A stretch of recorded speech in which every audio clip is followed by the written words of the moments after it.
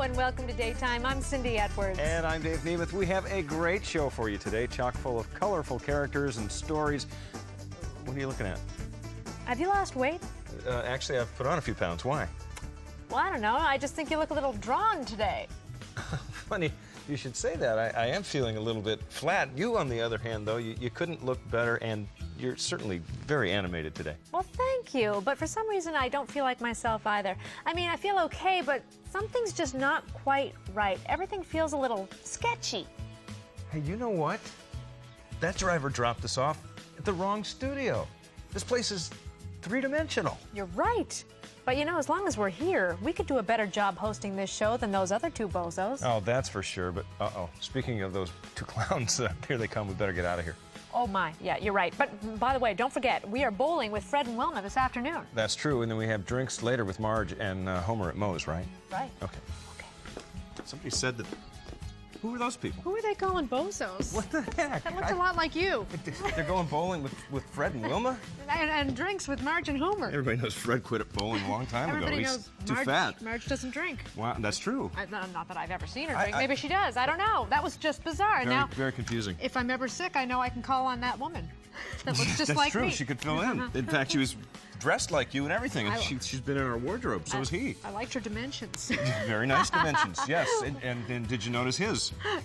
Very big eyes. Yes. No, that pretty much captured you. Yeah, sure it did. Impressed. That was really weird. Yeah, it was very strange. Are you responsible for that?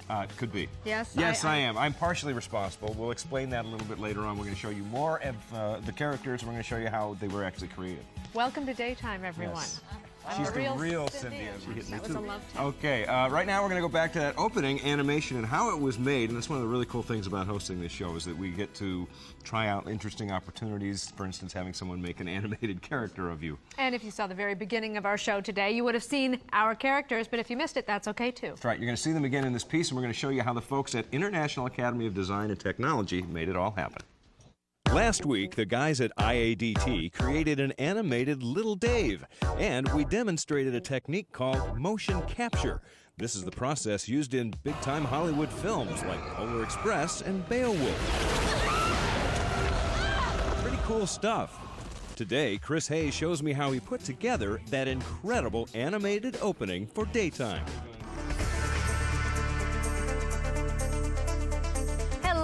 Welcome to Daytime. I'm Cindy Edwards. And I'm Dave Nemeth. Chris's guide was an actual videotape open that we sent him to work off of. For you today, chock full of colorful characters. The result was amazing.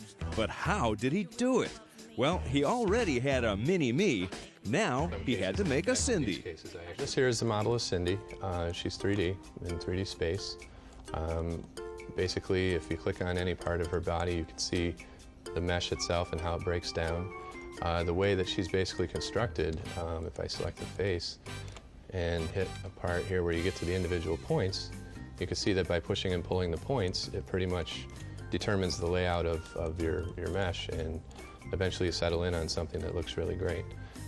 Keep in mind, each person and item must be sculpted as if they were made from a block of some sort of imaginary computer cartoon clay.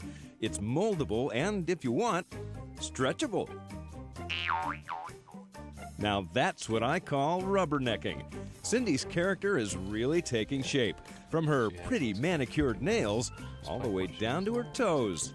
Cute shoes. What do you think, Cindy? Now we need a place to hang out. Hey, look, it's our little daytime set. So basically here what I did is I gained all the reference I could, and of course it's not exact, but I think you'll find that a lot of the stuff is very similar. It's very close. Chris has really dialed this in. It's an exact replica of our daytime set. Even the Persian rug is perfect. Keep in mind the entire scene done for us is just a little more than 1 minute long, but it contains roughly 2,000 separate frames, all rendered by hand. That's how it's done. Yeah, it takes a lot of time, but it was a lot of fun, and I really enjoyed it. And, I look forward to my next project. The process took an unbelievable 6 months to complete. But as you can see, patience and attention to detail resulted in a walking, talking work of art. That is wild. That's freaky, isn't it? It's I very- love the very way those strange. dimensions came out on her. I loved them too. I know, I'm really disappointed They though. were- When I look at, well, I liked myself in animation form. I liked you both ways. All right. Okay. Thanks again to Chris Hayes and all the folks at International Academy of Design and Technology for that extraordinary job. I take it you liked your character. I did. I think that was really nifty. All right, good. Very cool. I thought it was cool too. All right. Coming up next in